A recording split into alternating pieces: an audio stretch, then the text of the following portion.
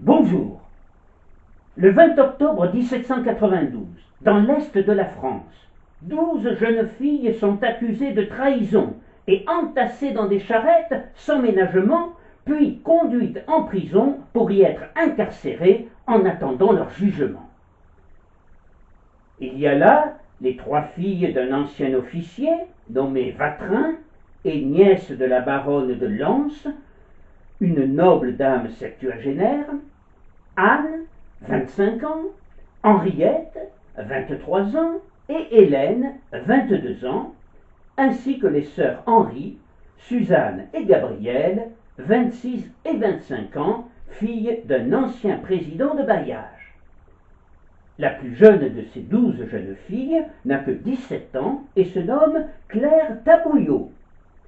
Quant à la petite Barbe Henri, elle vient tout juste de fêter ses 19 ans. Les accusés devraient être promptement jugés, mais le procès tarde à venir. L'enquête traîne en longueur. Finalement, François-René Mallarmé, dit le Sanguinaire, fit déférer les accusés devant le tribunal révolutionnaire de Paris, car il fut décidé que le jugement relevait de la compétence d'un tribunal parisien. Mauvaise limonade, comme l'on dirait en Languedoc. En effet, les premiers tribunaux révolutionnaires viennent tout juste d'être créés dans la capitale, annonciateurs de la terreur dont les partisans avaient besoin de trouver au plus vite des responsables contre-révolutionnaires à se mettre sous la dent. Mais que pouvait-on reprocher de si grave à ces jeunes filles qui leur valent de se retrouver à Paris dans cette situation dramatique face au tribunal révolutionnaire? Reprenons la genèse de cette affaire incroyable qui commença sur les berges de la Meuse, à Verdun précisément. La ville de Verdun reste associée aujourd'hui à la terrible bataille de 1916 au cours de la Grande Guerre. Mais on oublie parfois que Verdun, en dépit de rudes périodes de sièges et de guerres tout au long de son histoire, fut aussi, notamment à la fin du XVIIIe siècle, une ville calme et prospère où il faisait bon vivre. Sa fabrication et son commerce de dragées, dont les origines remontent au XIIIe siècle, étaient alors florissants, et la tradition voulait que les 10 dragées de Verdun soient offertes en grande pompe au roi de France sacré à Reims, comme aux évêques consacrés dans la ville, et à ses hôtes de marque de passage. Lorsqu'éclata la Révolution française, les sentiments des notables comme de la population étaient mitigés. Même s'ils étaient souvent satisfaits de la disparition de l'arbitraire et des privilèges de la royauté, beaucoup réprouvaient les excès révolutionnaires qui prenaient source à Paris et s'indignaient de la politique extrêmement dure menée contre la religion et ses serviteurs. Les Verduniens aimaient le roi et étaient attachés aux prêtres. En 1792, la France révolutionnaire est isolée en Europe face aux royaumes d'Espagne, d'Angleterre, d'Autriche, de Prusse et de Russie, bien décidés à l'abattre, à refermer cette parenthèse et à rétablir le cours normal des choses. À la fin du mois d'août, l'armée prussienne, qui ne faisait pas dans la dentelle, prend pour cible la ville de Verdun, autrefois fortifiée par Vauban. Commandée par le duc de Brunswick, un prince allemand, libéral et cultivé, admirateur de Voltaire, elle assiège donc la cité, où avait été signé, en 843, un traité partageant l'immense empire carolingien de Charlemagne en 3 royaumes, qui ne cesseront de s'affronter pendant un siècle.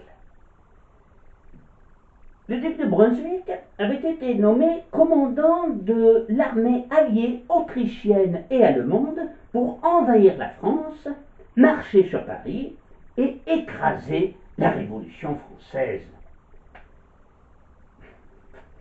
En fait, les émigrés français, à Coblence, où ils s'étaient rassemblés autour des frères de Louis XVI, lui avaient présenté cette campagne comme une promenade militaire, au cours de laquelle il ne rencontrerait que peu de résistance. Il les crut assez naïvement et s'imagina qu'il lui suffirait de froncer un peu les sourcils pour ramener tout le monde à la raison.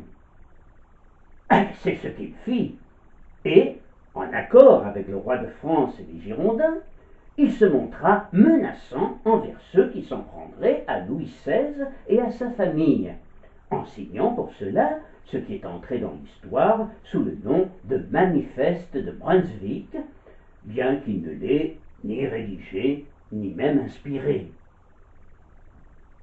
Ce document aura des conséquences inattendues. Il aura pour effet de galvaniser les troupes françaises républicaines, à la grande surprise du duc, car il ne s'attendait pas à cette réaction, et il eut alors un peu l'impression d'avoir été berné. Pour ce qui est de Verdun, le duc de Brunswick n'imagine pas alors les difficultés qu'il allait rencontrer. La ville est bombardée durement par son armée le 31 août, mais contre toute attente, elle est défendue avec acharnement par un brillant officier, le vaillant colonel Beaurepaire, Nicolas Joseph Beaurepaire, qui, comme simple carabinier, s'était brillamment illustré durant la guerre de 7 ans au cours des campagnes de 1758 et 1762 en Allemagne. Beaurepaire et ses adjoints, Marceau, Lemoyne et Dufour, résistent jusqu'au moment où, après cette interminable canonnade de plus de 15 heures, le conseil de la ville décide, le 2 septembre, de voter la capitulation, contre l'avis de Beaurepaire, qui, désespéré, se tira une balle dans la tête pour l'honneur, et l'on retrouva son corps sans vie le lendemain matin. En fait, pour tout dire, il semblerait que Beaurepaire aurait plutôt été suicidé, si l'on en croit notamment Pierre-Charles Lespine, le chirurgien qui pratiqua l'autopsie de son corps le jour même et qui sera maire de Verdun l'année suivante. Par ailleurs, si capitulation il y eut, ce ne fut pas une capitulation sans condition, comme il a été raconté par la suite. Verdun n'ouvrait ses portes aux Prussiens qu'à la condition que ceux-ci laissent sortir avec leurs armes les défenseurs de la ville. Et cette requête fut acceptée. Pourtant, très vite, sans que l'on puisse en déceler la provenance exacte, les rumeurs les plus folles vont naître et ne cesser de se répandre dans la ville. L'armée prussienne, affirment certains, va raser la ville. Le duc de Brunswick rassure alors la population qui s'était terrée dans les caves et il promet qu'aucune représailles ne seront exercées à l'encontre des Verduniens. Le duc de Brunswick est un homme d'honneur qui, par ailleurs, a une réputation de générosité envers les vaincus. Pourquoi devrait-on douter de sa parole? Verdun ouvre donc ses portes aux Prussiens. Nous sommes le 5 septembre 1792. Brunswick, qui ne dissimule pas sa satisfaction, se prépare alors à faire une entrée grandiose, sinon triomphale, dans la ville, à la façon de l'Ancien Régime. Pour marquer leur bonne volonté et maintenir ce climat de confiance qui vient de s'instaurer, les dames nobles de Verdun proposent alors qu'on envoie au-devant des Prussiens des jeunes femmes de la ville chargées d'offrir des fleurs. L'idée est accueillie favorablement, et c'est ainsi qu'un cortège, avec à sa tête la baronne de la Lance, se présente bientôt devant le duc de Brunswick dans de belles voitures découvertes attelées à des chevaux bien peignés. Quelques autres dames âgées de 40 à 60 ans, vêtues de leurs plus belles robes et portant des ombrelles, encadrent la doyenne, et le conseil de la ville y ajouta 12 jeunes filles habillées de la tunique blanche immaculée de style dorien de la Grèce antique, la chevelure abondamment fleurie et portant des gerbes de fleurs et une corbeille de dragées destinée au duc. Le duc de Brunswick accepta les fleurs, mais il semblerait qu'il refusa les dragées. Et l'on remarqua alors son air soucieux. En fait, il craignait, semble-t-il, une revanche des troupes républicaines, et ses craintes étaient justifiées. En effet, après la défaite prussienne de Valmy, le 20 septembre, qui allait marquer un succès décisif pour la Révolution, les Français contre-attaquent, et Verdun sera reprise le 14 octobre par le général Arthur Dillon, à la tête de quelques milliers d'hommes. La Convention mandate alors des représentants pour arrêter sur le champ les traîtres ignobles, car, à n'en pas douter, la population verdunoise avait pactisé avec l'ennemi. N'avait-elle pas envoyé des jeunes filles aguichantes et royalistes de surcroît, qui avaient couvert les Prussiens de riches présents? On assurait même que les Verdunois avaient organisé un bal avec ces jeunes filles, un bal auquel le roi de Prusse, qui se trouvait alors dans un petit hameau non loin de Verdun, aurait participé en personne. Des rumeurs extravagantes ne cessaient de circuler, des fake news, comme l'on dirait aujourd'hui. Mais pour la Convention, les doutes n'étaient pas permis et il ne s'agissait pas de tergiverser. Les Verdunoises du cortège du 5 septembre et une vingtaine d'hommes sont arrêtés, dont le lieutenant-colonel Alexandre de Noyan. Et nous retrouvons donc nos 12 jeunes filles dont le seul crime était d'avoir offert des dragées au duc de Brunswick et qui, à présent, se lamentent en prison en attendant leur transfert à Paris pour être jugées.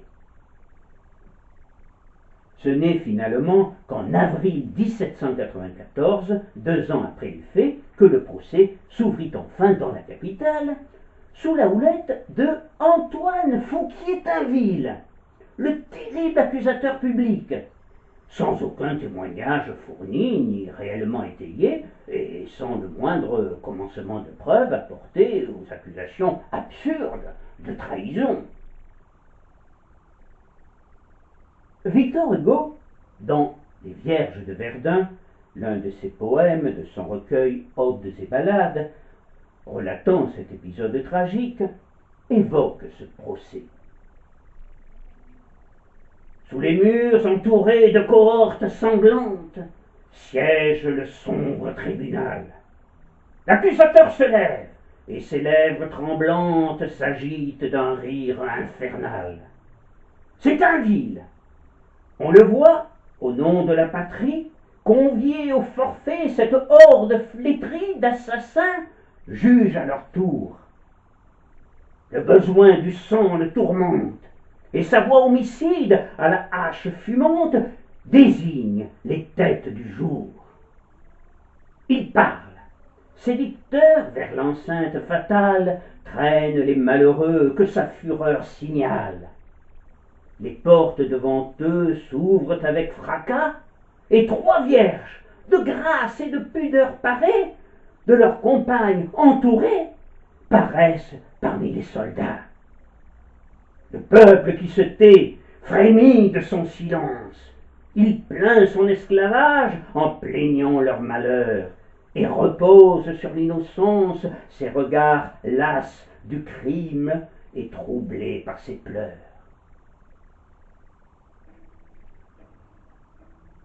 les 3 sœurs dont parle Victor Hugo, les sœurs Vatrin, furent guillotinées les premières le 26 avril 1794.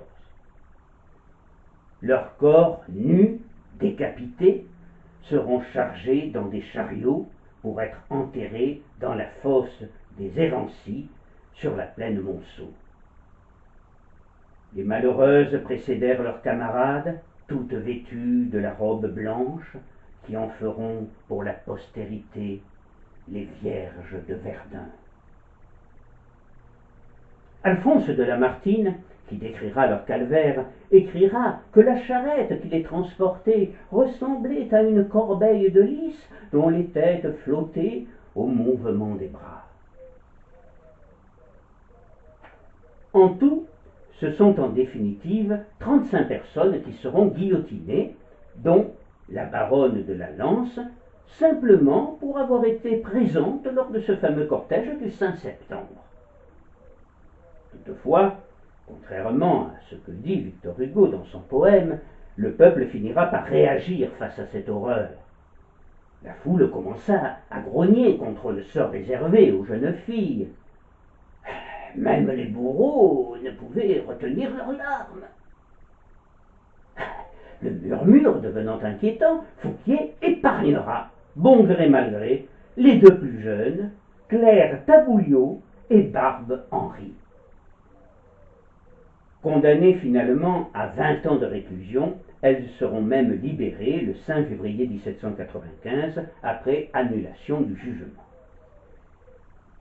Juste retour des choses, l'impitoyable Fouquier-Tinville, la hache de la terreur, qui durant les 17 mois qu'il occupa le siège d'accusateur public obtiendra la mort de plus de 2000 personnes, sera guillotiné le 7 mai de l'année suivante, 18 Floréal en 3, après la chute de Robespierre. Ce drame effroyable habitera longtemps la mémoire collective des Verdunois, et ceux qui aujourd'hui encore recherchent les milliers de trésors engloutis ou enterrés sous la Révolution ne désespèrent pas de retrouver un jour dans cette terre sacrée de Verdun, pilonnée de fer, abreuvée de sang et confidente muette des braves poilus de 14-18, le trésor des Vierges de Verdun, guillotinées en avril 1794 pour quelques dragées offertes. Il semblerait en effet qu'avant d'être arrêtés, les sœurs Vatrin enterrèrent les 100 000 écus de leur dot dans 12 cachettes de Verdun, et Suzanne et Gabrielle Henry auraient aussi de leur côté caché un petit trésor de 5 000 écus en monnaie et en bijoux dans leur jardin. L'imagerie romantique de l'époque s'emparera de ce drame qui inspirera poètes et romanciers. C'est la raison pour laquelle il est difficile de démêler le vrai du faux dans cette histoire pathétique qui inspira tant d'œuvres littéraires. Quant aux 100 000 écus des dots des sœurs Vatrin, que les chercheurs de trésors ne désespèrent pas de retrouver, il est à l'origine d'une légende encore solidement ancrée dans l'esprit de beaucoup de Lorrains.